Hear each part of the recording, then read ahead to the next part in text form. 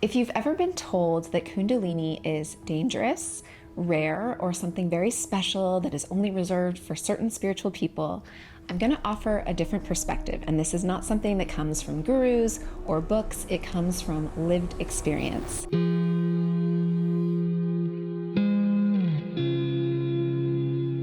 My name is Lisa Rachel Snyder, and I'm a Kundalini master and the founder of the Kundalini Embodiment method, which is a path to energetic mastery through the process of Kundalini Awakening to anchor your spiritual gifts into your everyday life.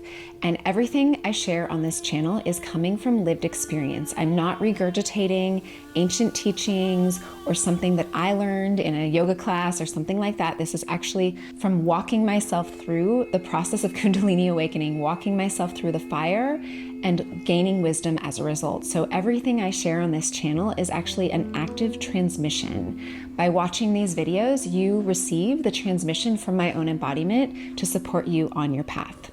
Before my Kundalini Awakening, I thought I knew what to expect. I had learned about it in my yoga teacher training. I had read some ancient texts. I knew some of the theories that Kundalini rises up through the chakras, all of these things. But when it actually happened, it was a completely different experience, and it fully dismantled me. Because what I realized was that while those ancient teachings were well-meaning, they weren't necessarily embodied. They were translated from centuries past, and in that sense, they couldn't be fully absorbed into the body. They could be understood intellectually, but there was a dissonance. There was misunderstanding. And the truth is that this energy is not rare. It's within all of us. And a lot of people are in the process of awakening right now. And it's so important that there's information out there coming from lived experience to support people in this path. And the awakening can be something that happens all at once or gradually over time. But what it's doing is it is leading to your evolution, it's leading to your power, and it can be really overwhelming if you don't know how to handle it. So that's why I'm here sharing this knowledge from lived experience to support you in your evolution. So let me break down the 5 most common myths about Kundalini and what I've come to know from walking myself through this process and walking others through it as well. Myth number 1, Kundalini is dangerous. While unregulated energy can be incredibly overwhelming, it's not inherently dangerous. That said, there are experiences where people have a Kundalini awakening that happens too fast for their nervous system to hold, and they spin up into the ethers and they have some form of existential crisis, and that can be very overwhelming and scary. But when you understand what's happening, when you have proper guidance, when your nervous system is stabilized, it's not something that's destructive. It's actually incredibly transformative, and it's bringing you into alignment with your truth. Myth number 2, you need a guru to awaken. No. No. This energy lives in you. This is your life force. This is your power. This is who you are. This is a part of you. You don't need something outside of you to awaken it. You don't need someone outside of you to activate it within you. It's already within you. And if anyone makes you ever feel that that is not true, that's a distortion. There's a lot of people offering Kundalini activations as if they are doing the activation to people. And that's not how it works. Anyone who is channeling energy into you is not operating from sovereignty. This energy is already alive within you. So if someone is holding an activation, their role is to offer the transmission, the embodiment within themselves, not to actively put something into you that is not already yours. It's a remembering, it's a transference of that remembering of the energy within you, rather than something that's coming from the outside. Myth number 3, Kundalini rises. This one really messes people up because they have an expectation of how the energy is going to move through them. The truth is, the Kundalini does rise up through the chakras for the full awakening. There is an unlocking of the energy channels for the Kundalini to awaken and for the energy channels to open up. And when that happens, there's a recognition of your true self, of your God self, and that is the Kundalini awakening. That said, That's just the first moment of the awakening. Once those channels unlock, the energy has an intelligence of its own. It goes any which way, up, down, sideways, into other parts of the world. It has this expansive, intelligent quality.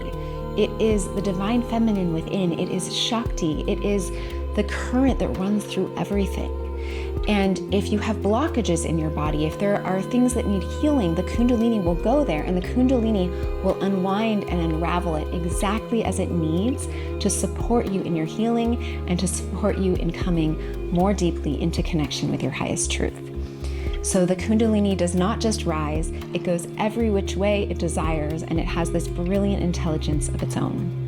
Myth number 4, Kundalini only opens through yoga or meditation. Kundalini will open through breath work, through trauma release, through plant medicine, through sex, through a sudden burst of inspiration. You don't actually even need to have a spiritual practice for the Kundalini to awaken. When the time is right, when your body is ready for it, it will happen. That said, you can do specific practices to intend for it to happen and expedite the process if you'd like to do that. And I talk more about that in another video called 5 Ways to Awaken Your Kundalini.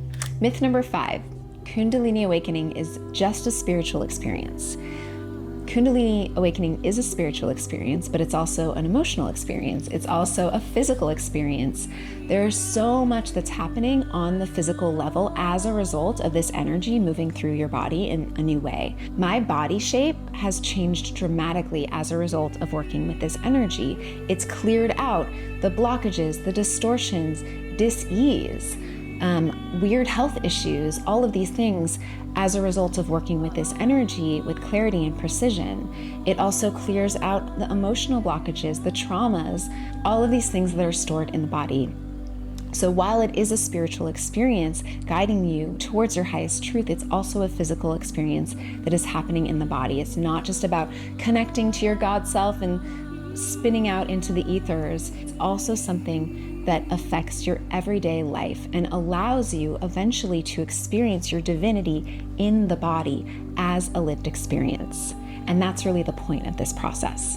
I once worked with a client who had a spontaneous Kundalini awakening in a DMT journey, and he completely spun out of his body. It was an existential crisis. He didn't know what to do. His nervous system couldn't hold it, and that was incredibly destabilizing for him. It was rippling into his entire life. He had insomnia. He couldn't focus on his work. He was terrified. And through our work together, we normalized what was happening. I helped him to come back into the body, to meet the energy, to meet the sensations, to meet the emotions, to teach his nervous system how to hold it, how to dance with it, how to allow the energy to work with him rather than against him. And through that process, although it was terrifying at first, it deeply connected him to the true source of his power and his truth, so that he can live in alignment with that.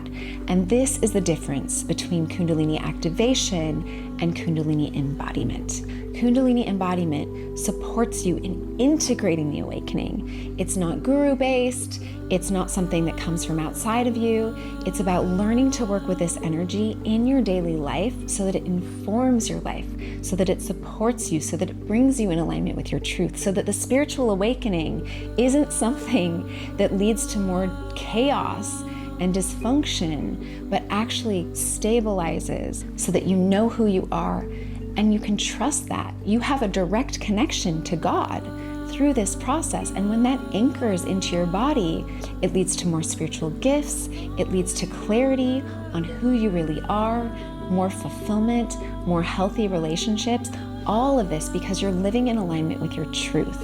And this is the magic of this path. This is the magic of Kundalini embodiment. If this resonates, I have a free Kundalini Mastery Starter Kit that you can download at the link below. And just know that whatever you're experiencing in this process of awakening, it's normal. It's a crazy experience to go through the process of Kundalini awakening. Most people have no context for it, but a lot of weird things can happen to the body, to the emotions, to the energy, to your clairvoyance. All of these things start coming online, and you can feel crazy in that process, but it's not crazy. It just helps to understand what's actually happening. So in this Kundalini Mastery Starter Kit, I have a PDF telling you about the basics of this awakening. I also have a Kundalini grounding practice to help you to stabilize your nervous system and feel safe in this process, and a guide to master your energy, which is mapping out the path from the activation through the integration into Kundalini Mastery. Thank you so much for being here. I hope this was supportive for you, and I'll see you in the next video.